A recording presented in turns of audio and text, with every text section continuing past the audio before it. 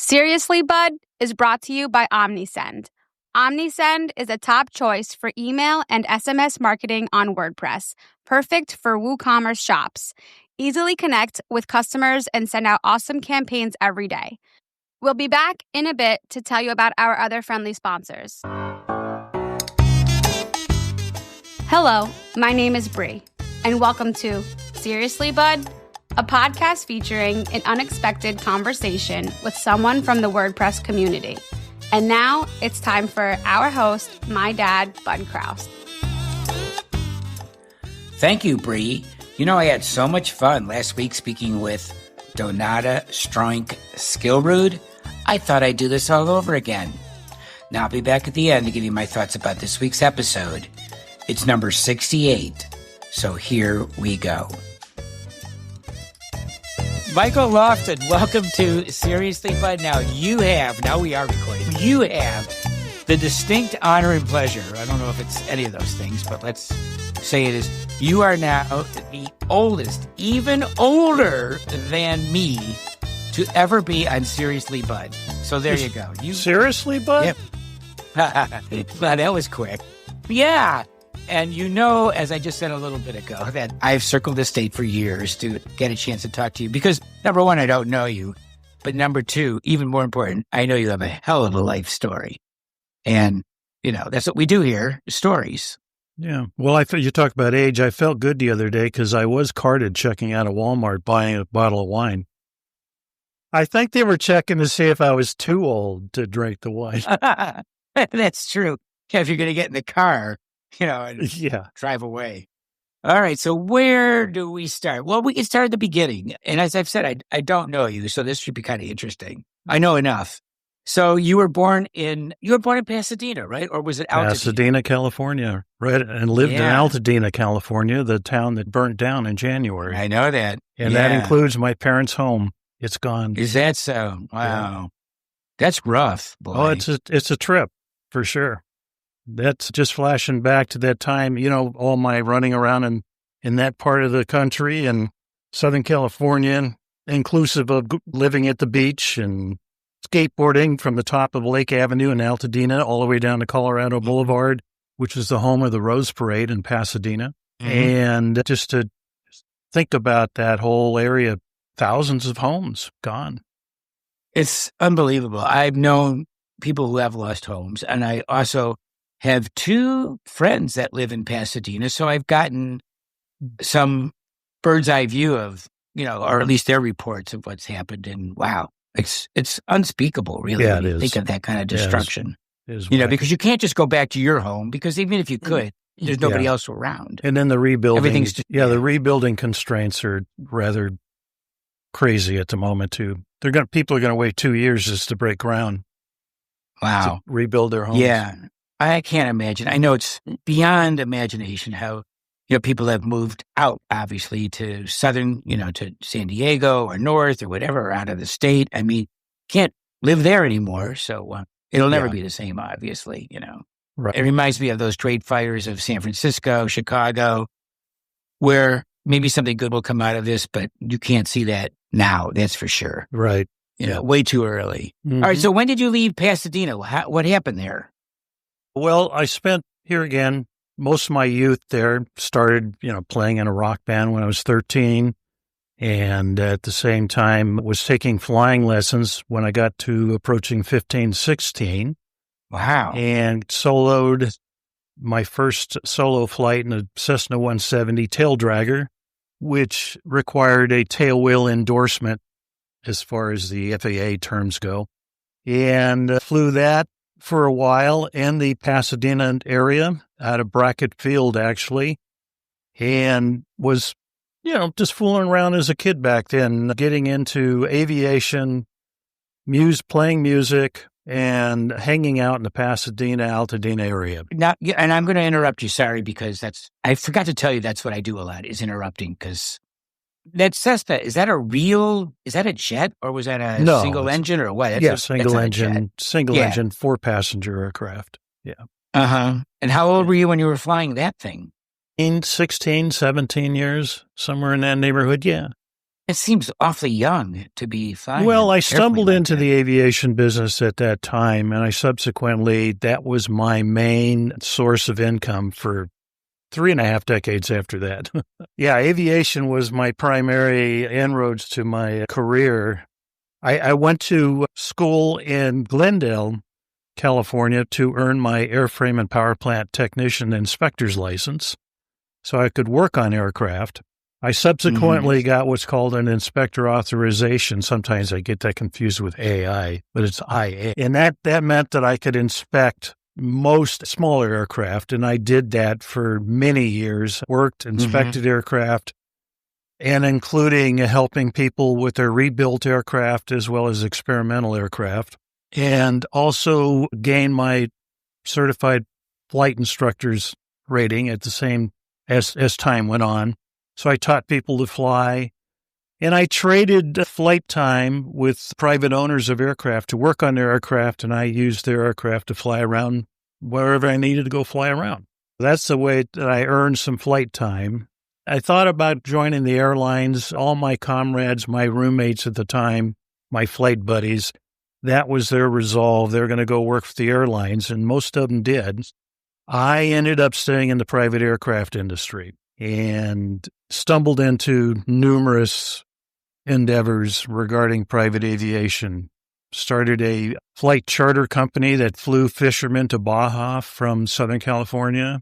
The charter company flew folks all over the U.S. Now, hold on. I want to get to the really good stuff. So, I mean, the really, to me, the stuff that I can't wait to get to, which is you ran charters for rock bands? So after my time teaching flying and working on aircraft and inspecting aircraft, I stumbled into a phone call one day from an East Coast musician agent that said he needed a plane to fly a tour for a client of his.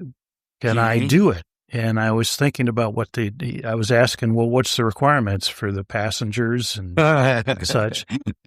They needed a minimum of 15 passengers. So we're talking a whole different size aircraft here. At the time, now I was a fairly young buck. I was in early 20s. Right. And I got to thinking to myself, well, sure, why not try to put something together?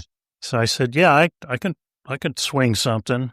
And so he told me the name of the client. Wait, now, before you do that, I'm going to take a guess, but give me some more information so I can take a little guess. It was somebody that I've heard of. Oh, yeah. Yeah. Okay. I would think All right. So let's have a little more information. I'm thinking Mick and Keith. All right. Well, he recently died within the last year. I remember getting that information. At the time, I said, who's that? Because I didn't know who it was back then. Okay. What year? Give me a year. 77. Okay. Keep going.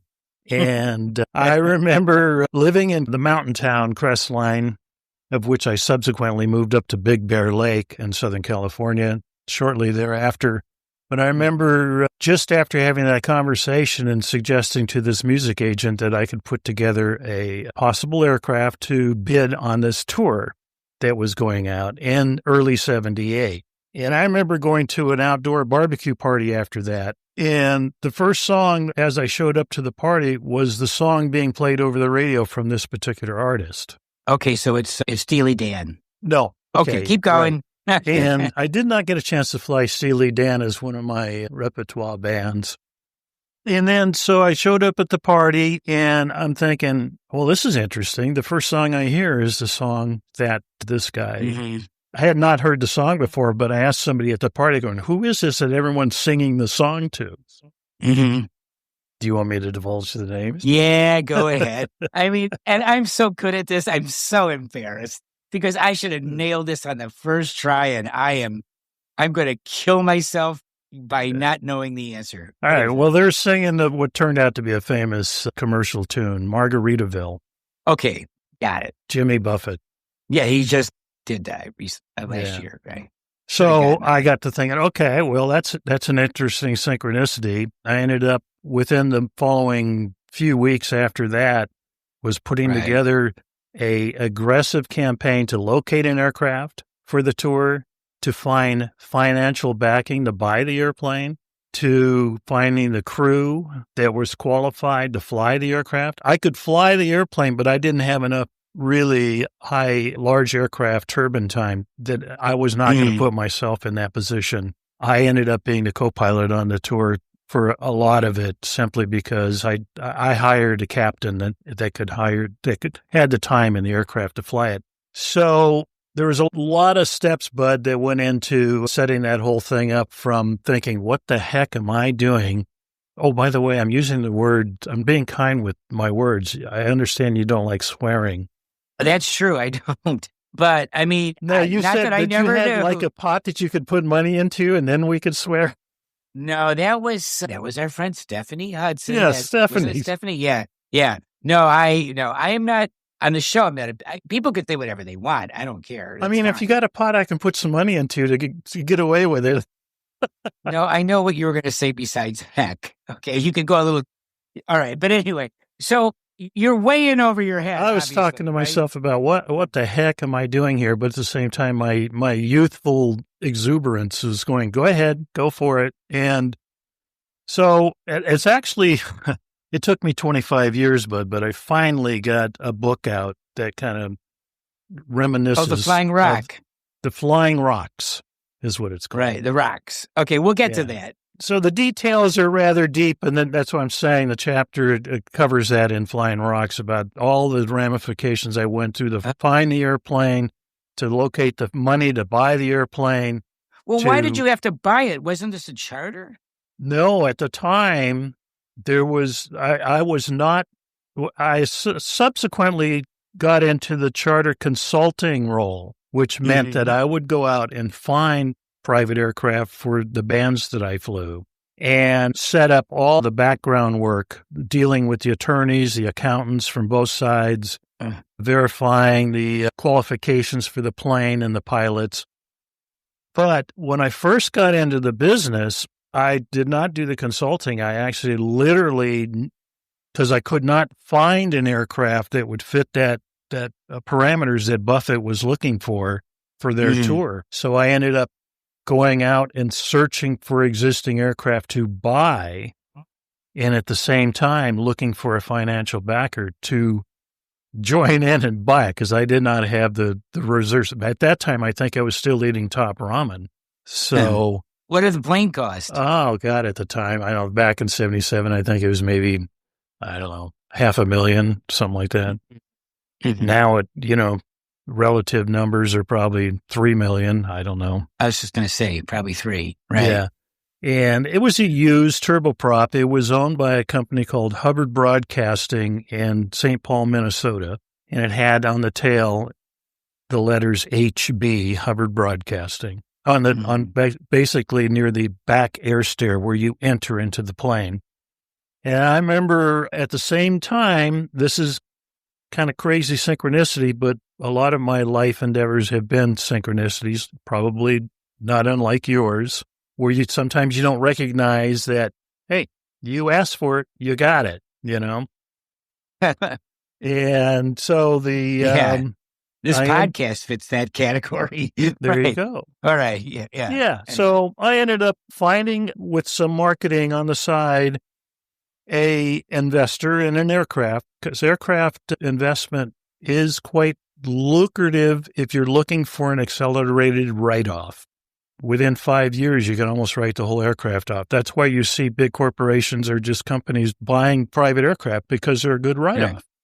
So this particular fellow said, look, I'll buy this F-27. It was a Fairchild F-27. And it was a twin-engine high-wing turboprop aircraft, one of the earlier entry turboprop airplanes that was used for commuter aircraft flights. It originally were set up for 35 to 40 passengers in a standard airline configuration. This particular aircraft at a Hubbard Broadcasting had 18 corporate seats in it. It was one of the rare F-27s that came out of the factory with a corporate interior, not an airline interior. And did they trash it? Did Buffett trash it or no? Because you have to expect that they trash. Some of your clients here trash some of these airplanes now.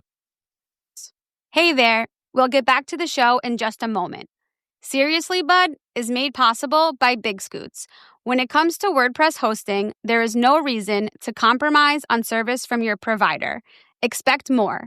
With 24/7, 365 live experts, Big Scoots redefines managed WordPress hosting service levels for clients, partners, and agencies. Learn more by visiting www.bigscoots.com and chat with a team member now.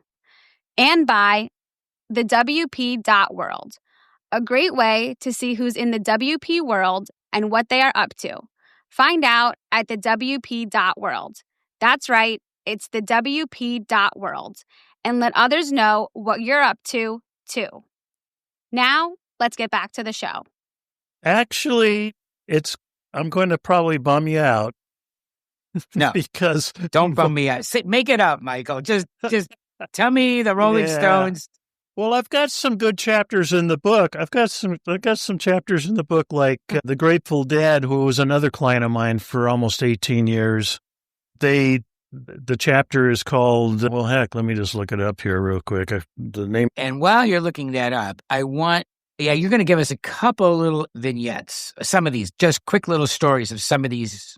I know, It's a teaser for your book, okay? I mean, Well, the name of The Grateful Dead that talks a little bit about what you're talking about, it says cocaine and wine stains in Lee Iacocca's Chrysler airplane. You remember Lee Iacocca at the time? Yeah, of course. Yeah, sure. Yeah, well, Chrysler, I used their chartered aircraft as the consultant for The Grateful Dead in this particular tour. Right. But the ending of the story is not quite what you think, but I'm going to have to leave that one as it is. But I will tell you some other vignettes that you're looking for. Just give me one or two here, because we got to get into some other things. And you mostly worked with the managers for these bands? Yeah, the tour managers, the managers, the accountants. Right. The lawyers. I was a guy in between negotiating the contracts between the corporation and the management company for the bands. You've told me those guys were okay. It was all the sponsors that were a pain in the neck that would tag along, right? Oh yeah. Well, there's the story of Heart. I flew the band Heart. Remember Ann and Nancy Wilson? They're still jamming. There's the flight stewardess that didn't belong on the airplane story. That's one where you get a little bit of fan fraternizing that kind of went awry. Oh, really? It wasn't a good thing. I did have a phone call a month before Rick Nelson crashed. Do you remember Ricky Nelson from the Ozzy and Harriet days? Right. The tour manager from that group called, and they wanted a certain aircraft, a DC-3, which was an older airplane, a Douglas DC-3. And at that time, I had never put my bands in anything less than turbine engine aircraft, turbojets, turbofans, turboprop aircraft. And I basically denied the whole trip. I tried to talk him out of it. He said, no, I want a DC-3. Give me a quote in the DC-3. And I said, look, I'll give you a quote in a Gulfstream 1, which is a upper level turboprop aircraft. It's going to cost you a little more, but I went over all the safety parameters, why you to consider it. Right. Well, he turned me down, and about a month later, I get a call on New Year's Eve from a Penny Ante poker buddy, a friend of mine up the street. What do you think about Nelson's deal tonight? And I go, what deal? And he's going, well, didn't you just talk to the road manager a month ago? And I go, yeah. And he goes, well, you didn't hear that the plane crashed? And I said, no. And well, back then, bud, I was pre-internet, so you didn't have all this news, stuff coming in for a moment's notice. So you had to turn on the one out of 6 or 7 channels that were available that you can watch a news update. And sure enough, I turned the tube on, and there was Ricky Nelson crashing in a DC-3. I felt kind of bummed that I wasn't able to really talk him out of it. But at the same time, it's like, what are you going to do? Yeah. Yeah. One last thing, too, because I'm always interested in the insurance angle of these things, having been on that business. I'm assuming, obviously, you carry some kind of aviation liability insurance for what you did, or was that just up to the charter companies and you didn't? It was both. Yeah, I had third-party liability insurance, and then Right. every time I did a trip, I had to make sure everybody was named insured, including me, Okay. on the insurance Yeah. policy. Makes sense. Right. Yeah. And did you work with one particular company or there's a whole bunch of companies that you work with all the time, depending on the needs? So that's what it sounds like. Yeah, the latter. Right. A lot of different, Okay. even though one company like Frontline Management in Southern California handled Jimmy Buffett, but they also handled quite a few other entertainers. In fact, I think they handled Steely Dan that you mentioned. But I had the fortunate event of personally flying and arranging the personal flight consultation for about 25 years for cats like the Commodores, Lionel Richie, before he went off on his own. I talked about Jimmy Buffett, which the F-27 turned out to be the original cheeseburger aircraft. I actually, myself and the captain that I hired got mentioned in the You Had to Have Been There album for the Jimmy Buffett cheeseburger and Son of a Sailor tours. The Grateful Dead, Barry Manilow. I don't know if you remember Nazareth. Keep going. I remember that. Yeah. Osmond Brothers, Richard Marx. We got Hart, Doobie Brothers reunion tour, Right. Rolling Stones Steel Wheels tour, 1979. You did. Guns N' Roses The Riot tour. Right. That's kind of pretty good. And so, I mean, that's kind of an initial list of. There's some other ones. There's quite a few other ones that I don't have deeper stories because the trips went perfectly well. So I couldn't really pull a kind of a cool story out of it. But, I'd fly one-off stuff like Lou Rawls. In fact, when he flew Tim Allen from the TV show, I can't remember the name of that early TV show. Kings of Comedy, that was the all-black Steve Harvey, D.L. Hughley, Cedric the Entertainer, Bernie Mac. They did a live tour for their comedy tour film that they did. Well, it sounds like after 25 years, all these tour operators, they knew you. You were the go-to guy for this kind of thing. I did become rather liquid in the industry, which feels pretty good. I mean, but here again, Bud, it's like anything else. You can talk about all that. This is my past life. I wrapped it up shortly after 9/11, after I had 7 years under my belt with Van Halen. And, and then you're in a coffee shop now and somebody says, well, that's great. What do you do now? Now it's so funny because usually by now, who's ever on the show is starting to talk about WordPress. They're getting into that WordPress thing. And I go, well, don't talk too much about this. But let's get right to that. Okay, so but before you do that, I just wanted to expand on what I talked about earlier, what's in it for me. When you're writing, in this case, it's a memoir of a short period of time, a period of time in my life. And for the most part, I did it for my grandkids. So they kind of know what did Grandpa do when he, what did G-Pa do when he, back in the day. So I've got that documented. Yeah. And so, but at the same time, it's such a dance because I didn't want to approach it because most people are going, who's Michael Lofton? What do I give a darn about Michael Lofton, But what I had in my hip pocket was all the big names that I flew. The whole idea is I tried to write the chapters in such a way that as a reader, you can reflect that, I can kind of reference that as me being able to do that myself, to fly entertainers. And this is what happens backstage that a lot of people don't know in order to get the peeps to the stage to perform for the peeps out front. Well, people want this juicy kind of stuff, that they don't see and know about their favorite band or something like that. They want, and also, they get a little, like, oh, this must be so glamorous. And this is not glamorous. This was work. Yeah. Exactly. Yeah. Tell us a little bit about the book. What's in it for you, the reader, would be backstage information about what takes place with certain flights. Yeah, but the title, Flying Rocks. And the reason for that title, as a metaphor, you might pick it up. Flying rocks. If you're in aviation, you know that flying rocks. And I flew rock bands, so Flying Rocks. I get it. That's that one. So we're flyingrocksbook.com or Flying Rocks. I was able to get it on Amazon and other outlets. So that's Lucky And so for it's me. out, and you can get it right now. Yeah. You have to finish listening to this podcast, and then you can go get it. Oh, okay. I don't want people to leave right now. Let them finish the podcast. Yeah. All right. So what do you do with WordPress? You must have some connection to WordPress. I know you do. Well, I was always into marketing, even flying rock bands, because obviously you need to market yourself a little bit in order to obtain some clients.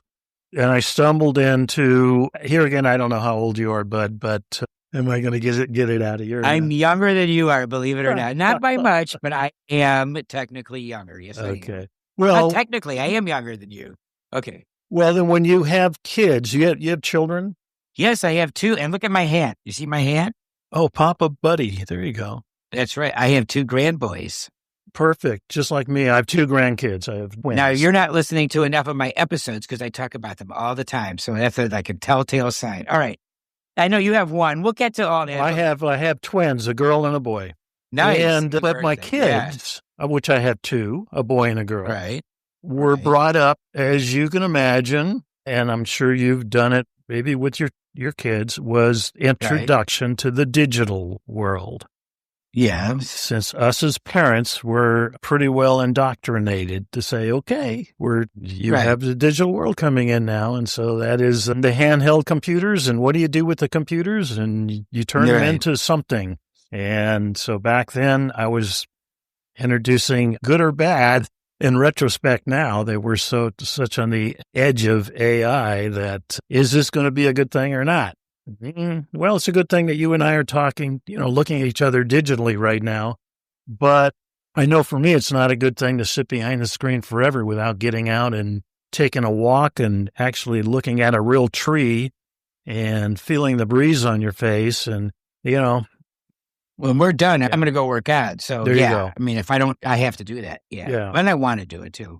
Right. So anyway, I was introduced, like you introduced probably in the, 80s, the digital world. Early 90s for me, but yeah, it's similar. Yeah. And I found myself kind of fooling around with website building way before WordPress, obviously. And I was never really good at it, but I was good enough at it to get by to the point to where once my aviation career pretty much ended, and that was shortly after 9/11, I think my last couple of bands were Van Halen, the Kings of Comedy Tour, and I can't remember, Fleetwood Mac maybe. I can't remember the last bands in the early 2000s. But right after 9/11, private aviation turned to crap. That's not a swear word, is it? I told you could say whatever you want. Yeah. I'm not the swear cop here, So after that whole scene, I just said, this is the regulations, the aviation regulations, the contract requirements, it's gotten a little better, but the whole idea behind private aviation, and especially for bands, is that they can go to their own place to depart and get in the plane. They don't have to deal with commercial lines or even getting near the commercial side of the airport. They go to the private side of the airport. But then after 9/11, you had to have all this, you got to check all your private people. They're carrying bombs on board. And I'm going, yeah. My bands are going to blow themselves up in the air. Right. I guess they'd make a nice album cover. I don't know what the heck they were thinking. But anything for publicity. Yeah. So I found myself kind of moving out of that biz. I was still doing a little bit of aircraft inspecting and had worked on a couple of airplanes, experimental aircraft, for example. I actually got into, of all things, for maybe about 6 months, bank repossession of aircraft, which is kind of interesting. Just to walk up to an airplane that you haven't flown for a while, and there's a sheriff there that gives you the sign-off to go ahead and start it and fly it to another airport. But anyway, I just found myself stumbling into the marketing side of the digital world, which included actually working with some businesses that were trying to expand their particular world online. And I found myself being more of an expert in keyword research. And that was kind of early SEO stuff, which is it's late SEO, but we're still doing it today. Back then, you could get away with a lot more variables to keyword stuffing, right? All that stuff that you can't do anymore. Yeah. Right. Right. Well, Yeah. if you do it in the right way, you could still stuff it, but you don't use the word stuffing. It's Okay. it's a delicate dance around a keyword stuffing. But you were a white hat SEO expert, right? Yeah, Or you I was working at it. Okay, so you became a black hat SEO expert. Well, I was pretty much always a gray hat guy. I never really went into the black hat, even though I'm wearing a black. Okay, I got it. Yeah, gray hat visor SEO right expert. Well, what made you so good at keyword research? Are you good with English and language? No, I'm horrible. My book, I had to edit it 500 times and still I got a paragraph in there that I left in there that is messed up, but I'm blaming it on the fact that I partied with the band that night. Well, so that's, I'm just keeping that in there. No, I'm horrible with syntax, but I do understand what's needed. I know the psychology behind the keywords and the semantics that Google and the bots are looking for. So I should talk to you. I'm turning good. I'm getting better at, and this is only after 20 years, at recognizing user interface as it relates to search engine optimization. Not only the basics, which here again, here's a what's in it for me, for the listener, because I got to be honest with you, some of these people talking about themselves, like me talking about myself right now, is kind of a little bit uncomfortable because I'm so used to talking to a client or an agent, to giving them juicy information, what they need to do. Right. So it's not talking about me, it's talking about them to make it work for them. From a straight SEO standpoint today, what's in it for the person that's looking to enhance their website or their presence online?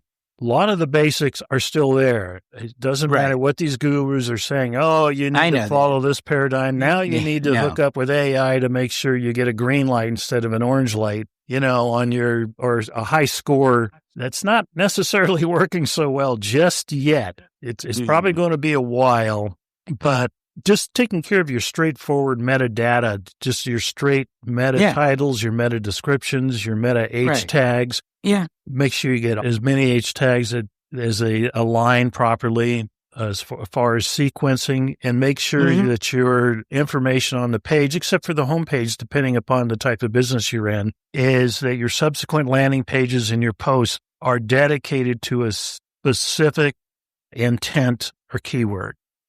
Don't try to dilute it, even though you may be in the business of, for example, I just did a bankruptcy lawyer, but he also does business law and estate planning and things of that nature. Now, you can mention all those on the homepage, but on subsequent pages, if you're talking about bankruptcy on a subsequent page or a post, don't include, we also do estate planning. And I know. Keep it simple. Yeah. Simple, directed. Right. It's staying in the simple, old school SEO still works. All right. Now I'm going to be rude because we're going to switch topics because we've had enough of that stuff. I mean, you and I haven't, because I will talk to you about this because it interests me, but I want to talk about your life. I know you don't want to talk about your life, but how did you so you lived everywhere. You lived in Lake Havasu, you lived in Colorado, you lived in, how did you get to New Hampshire, and where are you in New Hampshire? Just outside of Manchester. Okay. And I originally moved out here from Colorado, Durango. Right. I noticed that, actually I listened to one of your podcasts with somebody that you said lived in a town adjacent to, which is about 20 minutes away from Durango, Mancos. That's right. That's Roger Williams. Yes. Yep. And my ex-wife lived in Mancos, and I actually house set for her in that area. But that's a town on the way up to Dolores and Telluride. It's a back highway. And so I was in that stomping grounds for almost 20 years. My son was born there. Our daughter started kindergarten in Durango. Well, how did you get to New Hampshire, though? That's a little ways away. So I have to kind of expand a little bit on Durango. I was in Durango for, like I said, almost 20 years. Both my kids graduated high school, Durango High School. I ended up moving from Durango back to my parents' stomping ground to hang out with one of my siblings, my younger brother, in Lake Havasu City. Okay. That's on the Colorado River in Arizona. Right. After being there for a few years, I told my parents back when we did visit them that I can never live in Lake Havasu full time. It gets too hot. It can average 112 out there on certain days. And some people go, well, but it's a dry heat.